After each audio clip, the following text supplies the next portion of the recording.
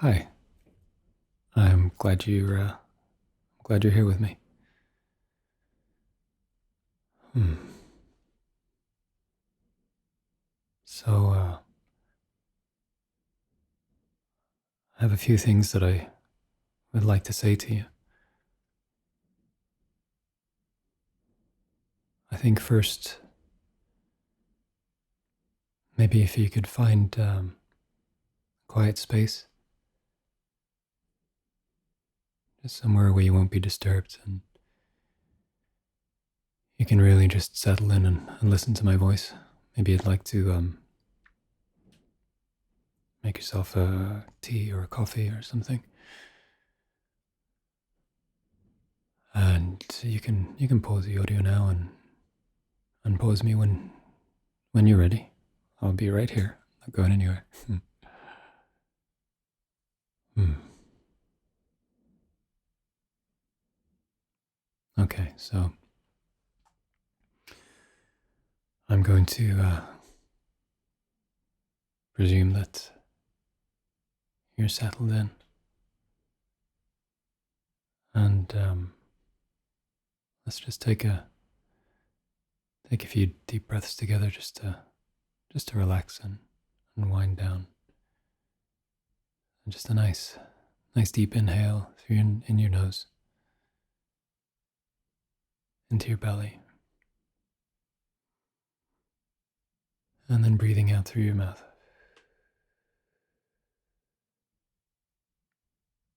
And again, a nice long inhale through your nose, and out through your mouth. And one more time, in through your nose, into your belly, and out through your mouth.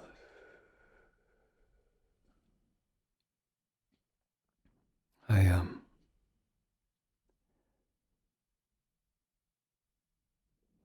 learned that trick a long time ago, but I didn't really know why we did it. And I heard it was supposed to calm us, but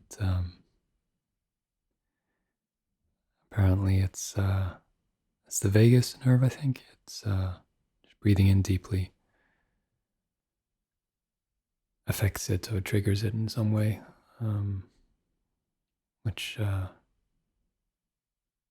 just calms us. I don't know the ins and outs of the science. As fascinating as science is, I'm not really that interested in how it does it. It's more of a result thing for me. If it works, it works. I don't need to question that. But you can, by all means.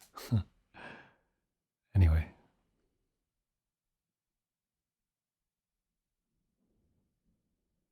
I want to start off by acknowledging that you have had some difficult times in your life,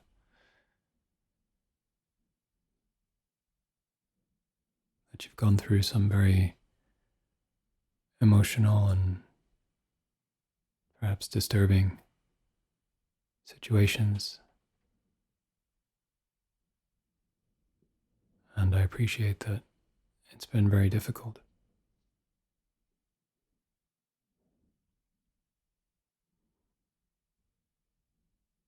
I appreciate that maybe you've been in places where you couldn't see any light, you couldn't see a way out, and perhaps all you could feel at the time was despair. And perhaps you're in that place now.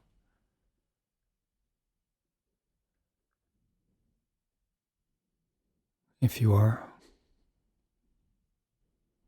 it's totally okay.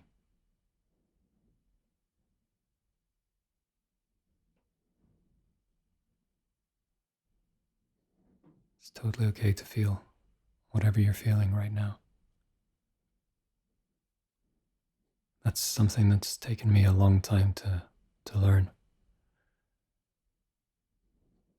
I spent most of my life chasing away any so-called negative feelings or emotions, just not wanting to deal with them. And we all have our different ways of chasing that away. For me, it was alcohol for many years. I drank to numb the of pain of living, I guess. There were many things about myself that I didn't want to acknowledge. There was much of my past that I didn't want to acknowledge. I didn't want to relive those moments because all that seemed to do was cause me pain and suffering. And unfortunately, in the world that we live in today, we are mostly conditioned to run away from those feelings. Anything that causes us pain or suffering, we're taught to look the other way, ignore them, distract ourselves. And I believe that's one of the main reasons why there is so much madness in the world that is caused by humans, at least. Take humans out of the equation and it's a pretty peaceful place. But somewhere along the line, us humans have strayed from that, and we cause ourselves and each other a lot of unnecessary pain and suffering.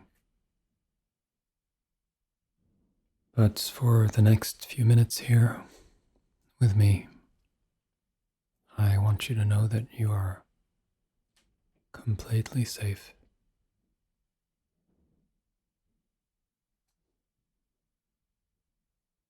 You are completely loved, and you are completely cared for.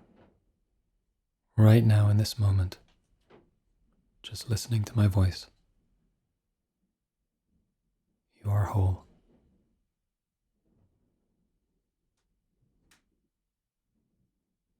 Nothing from the past and nothing in the future can affect you in any way whatsoever.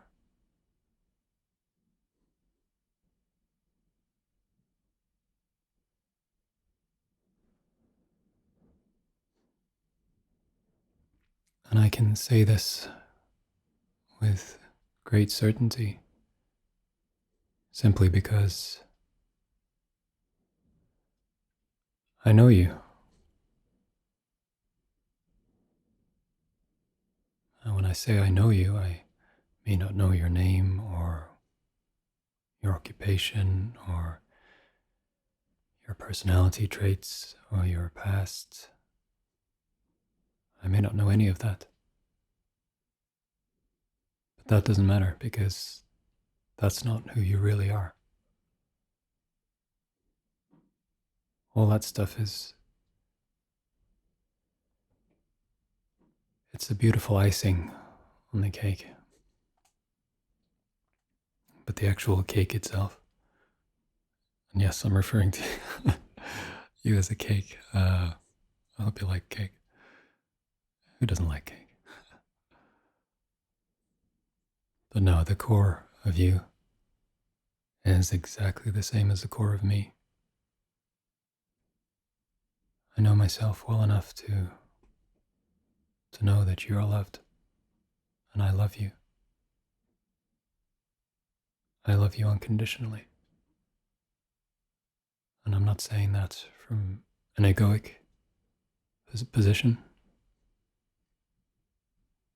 because that kind of love is always conditional. It's always based on meeting some kind of needs, and once those needs are no longer met, the love is withheld.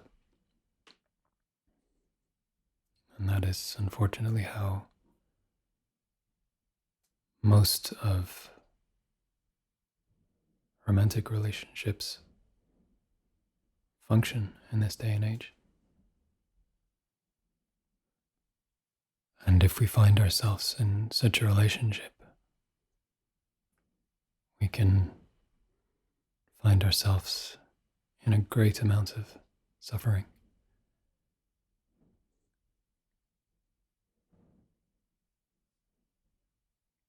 So I want to be very clear with you when I say that I love you.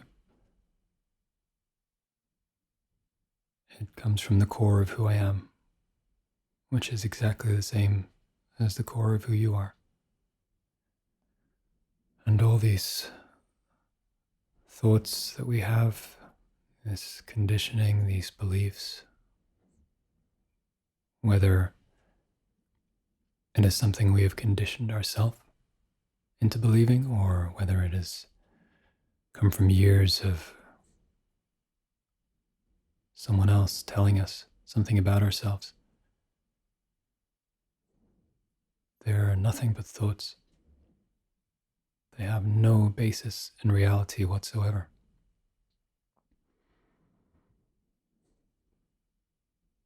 Yet they have the power, if we allow them the power, they have the power to manifest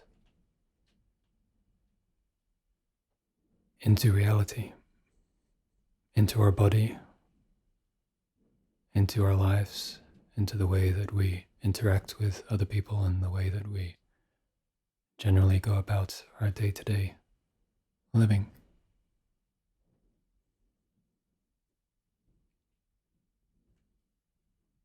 And it's really not so easy to see that our thoughts really have no basis in reality, simply because they seem so real. Since we were children, as soon as we were able to think and vocalize, we have had thoughts, a running commentary throughout our whole lives. And if something has been with us for so long, then why would we question that? So we tend to believe our thoughts. We tend to identify with our thoughts. And we end up thinking that we are our thoughts.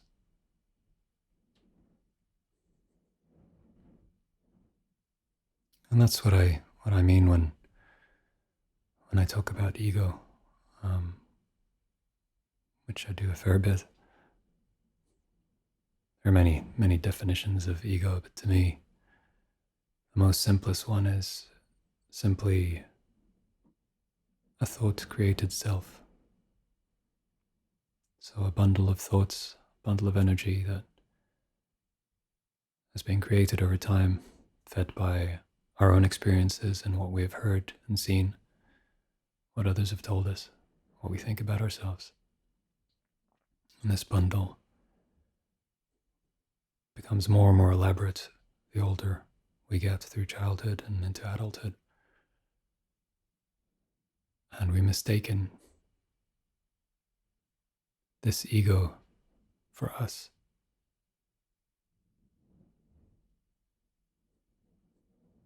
And why not? We're not really taught any different.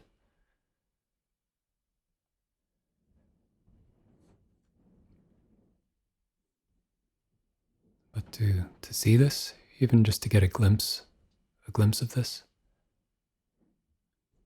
opens up a great space to see that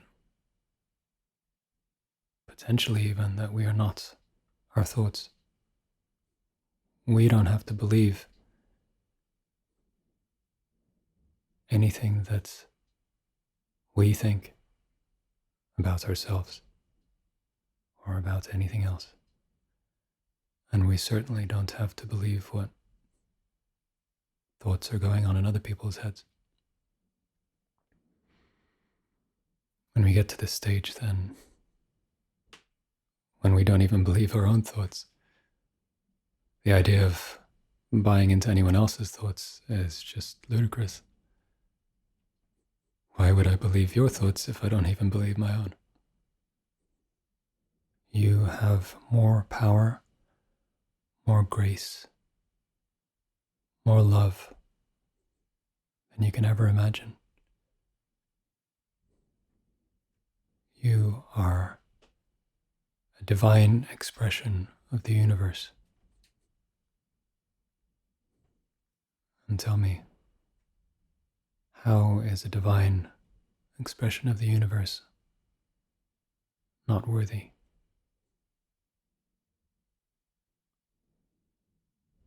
How is the divine expression of the universe not loved? When we think that we're not worthwhile to be around, when we think that nobody wants to spend time with us because we're not interesting, and more importantly, when we believe these thoughts, then it's difficult to remember who you really are. And ultimately, nothing can hurt you. Ultimately, there is nothing to fear. Simply because by being a divine expression of the universe, you are a part of that universe. And hence you are the universe. This may sound corny, or it may be difficult to believe, especially if you are heavily identified with your ego. Because listening to me say these words will likely trigger thoughts such as, but I'm not worthy. I'm not part of the universe. I'm just me. This little avatar that's going through life and struggling, suffering.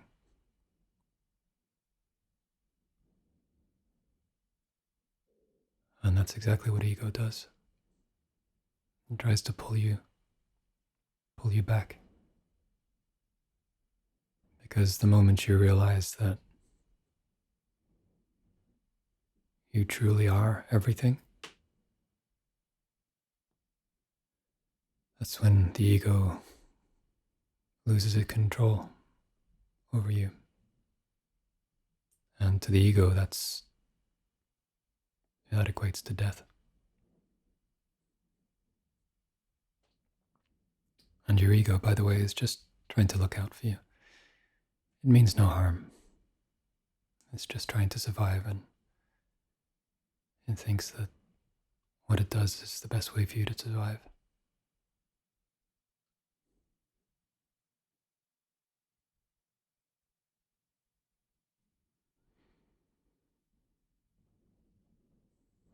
And it's okay to have those thoughts. It's not even just okay, it's natural.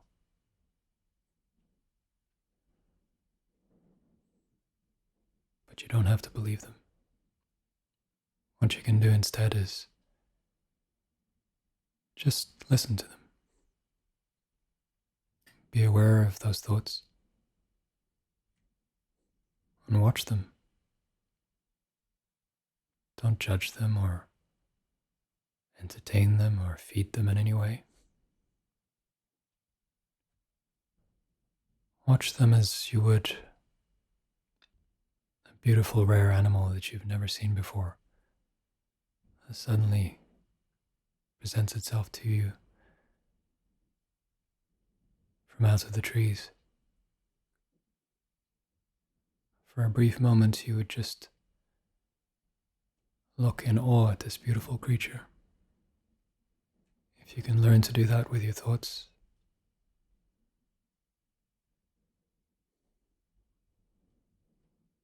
you will find that they have less hold over you. So any thoughts such as, I am not worthy, or I am not loved, or I'm not interesting enough,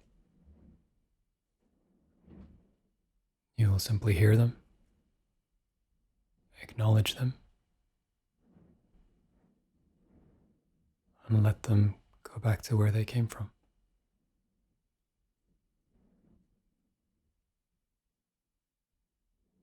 This, of course, like anything, takes practice and time.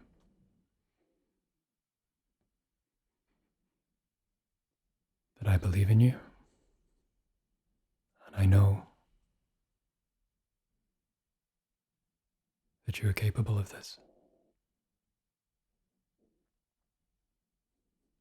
I also know that you're extremely resilient and resourceful and courageous.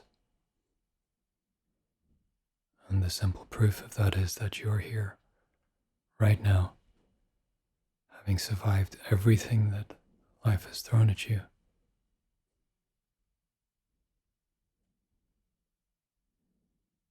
And you have overcome it all. You may have fallen and faltered along the way, and that's okay. You are here now, and you're whole. Another one of those thoughts that you may have is that you might feel broken, or you might feel like you need to be fixed in some way. And this is simply an illusion.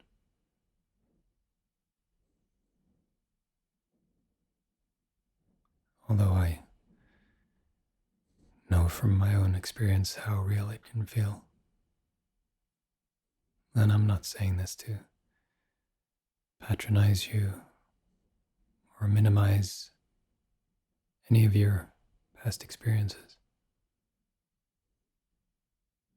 I just simply want what's best for you. Something else that can cause suffering is expectations. You may have loved ones, whether they are family members or partners or friends, who expect you to live your life to their own standards. And they may want what's best for you, but what they think is best for you, their idea of what is best for you, isn't necessarily best for you. And I know how difficult it can be trying to live up to someone else's expectations, or even trying to deal with other people's expectations of you, even though you may not be wanting to live up to them. And if this is the case, if others have expectations of you, it may be helpful for you to think of them as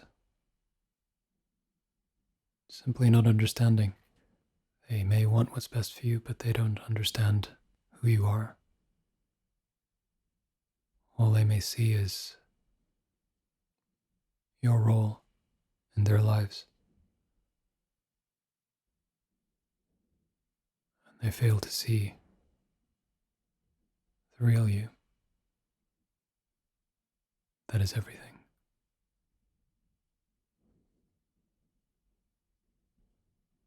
Each of us have our own paths to walk. And there is only one person in this universe who knows what path that is, and that is you. So we continue loving them, for they are simply trying to love us in the limited ways that they know. That's not to say that they don't show love in other ways, but when it comes to expectations, that is, again, a conditional love.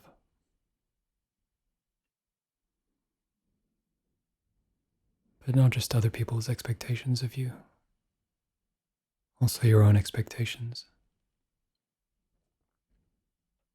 It can be very difficult to deal with because it's a lose-lose situation. If we don't live up to our own expectations, then we feel like we have failed in some way, and we feel less than. And if we do somehow manage to live up to our own expectations, then we become attached to that goal. And we forget once again who we really are and think that whatever goal it is that we've reached, we think that that is who we are. And if anything happens to threaten that, again we begin to suffer. So no matter what you choose your own paths. And whatever paths you choose are the exact paths that you need to walk down. Even though they may feel like the wrong thing at the time, having faith in yourself, having trust in yourself. And when I say trust in yourself, I mean trust in life. Because that is what ultimately flows through us. Our minds and egos are constantly trying to change the flow of life to what it thinks is best for us.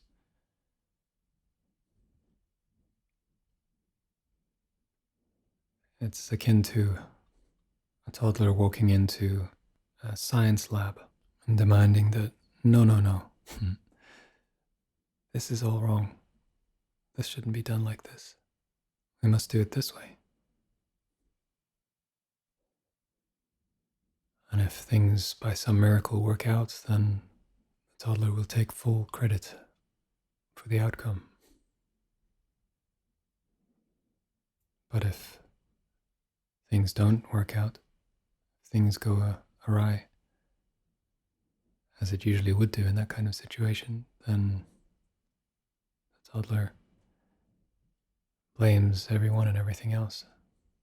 And that's very much how our egos operate. So if we're able to get out of our own ways, in a sense, and let life flow through us, we discover grace and an ease.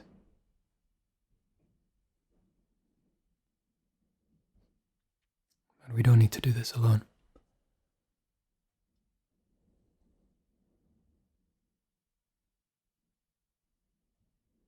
There are many things that we can work on in ourselves, alone or with the help of friends.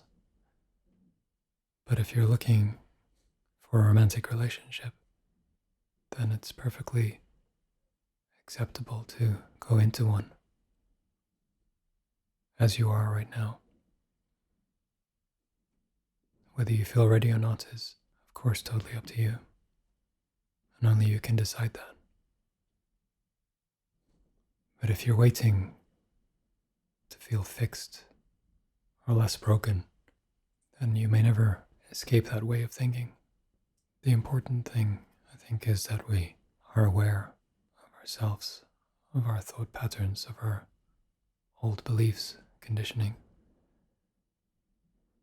so that when they are triggered, we are present enough to deal with whatever comes up. And a relationship can be extremely powerful in that regard. But both partners need to be self-aware to some level to be able to spot these things in themselves and in each other, so that ego doesn't start to place blame or make excuses. So what I'm essentially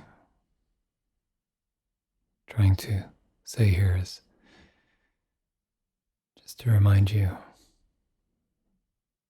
that you are perfectly whole.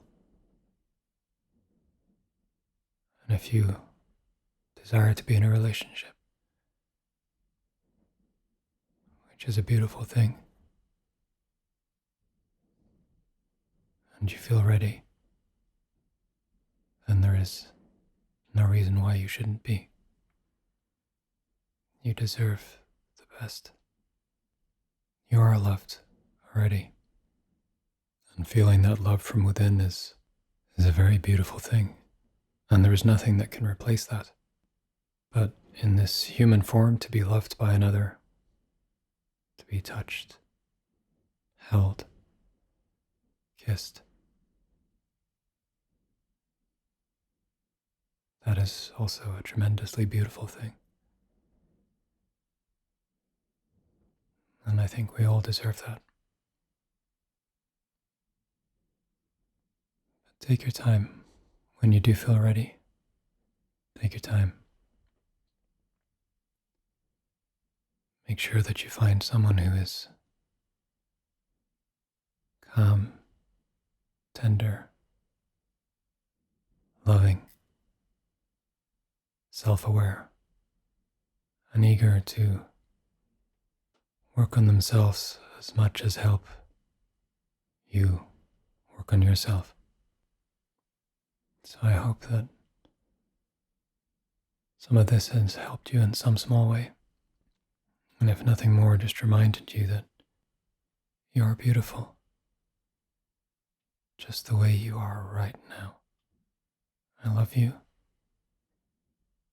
I care about you. And I want the best for you. You deserve nothing less. Now go and enjoy yourself.